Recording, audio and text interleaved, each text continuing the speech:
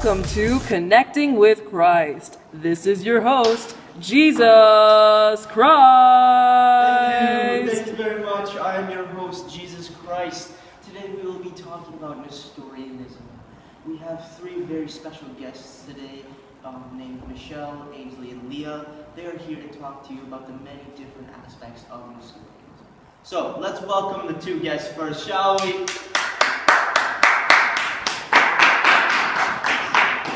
Welcome. How are you guys doing today? Good, thank you. Alright. So, what are you guys here to talk about?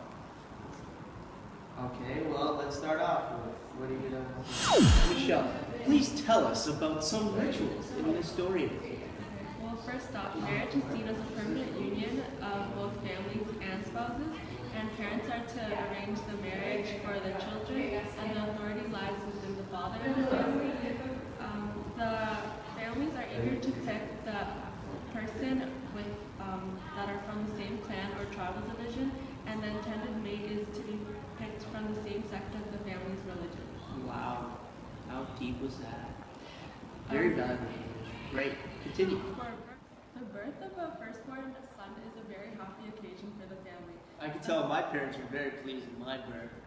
A son is the object of much love and tender care. Home births are usually aided by a neighbor, and delivery takes place on the floor. After the newborn baby is wiped with salt, it is then wrapped with swaddling clothes. When the baby is 3 days old, his godmother takes him to church when the priest prays over him. The child is not to leave the home again until he is 40 days old. It is also customary to burn incense in the corners of the baby's room to ward off evil spirits. Baptismal rites are usually performed when the child is 40 days old. The ceremony is followed by a feast at the parent's home, and the child is usually named after a grandfather or a grandmother. Thank you for that valuable insight, Michelle. Now, let's move on to Ainsley with the history of Nestorianism. Please, tell us where this all started.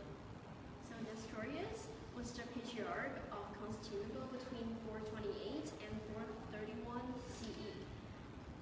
His ideas form the basis of Nestorian church doctrines of Christ-separate natures, and after his death, his followers, most of them moved from Iraq to Persia, and then when they arrived in Persia, the missionary activities were started by churchmen and the traders.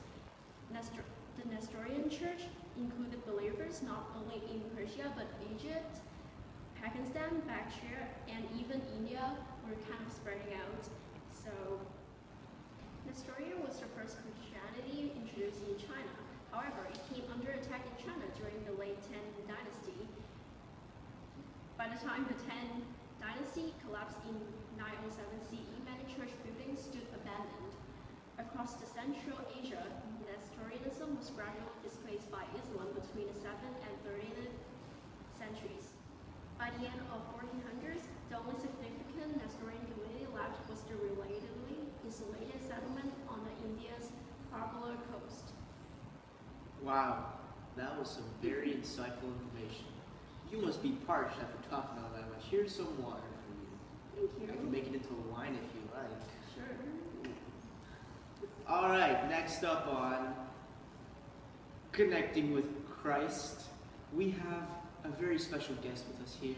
Her name is Leah. She will be talking more about Nestorianism. We'll be right back. Welcome back to Connecting with Christ. I'm your host, Jesus, and tonight we have Leah as our very special guest. She's here to talk about Nestorianism, a little bit more about that. So let's dive right into this topic, shall we? Leah, please tell us about the beliefs in Nestorianism. Of course, thank you, Jesus Christ. So Nestorianism is the doctrine that Christ exists as two persons, the Son, the man Jesus, and the divine Son of God, rather than as two natures, true God and true man. Nestorianism taught that the human and divine essences of Christ are separate, and that there are two natures, the man Jesus and the divine Logos, united Christ. In consequence, Nestorians rejected terminology such as God suffered and God was crucified, because the humanity of Christ, which suffered, is separate from the divinity.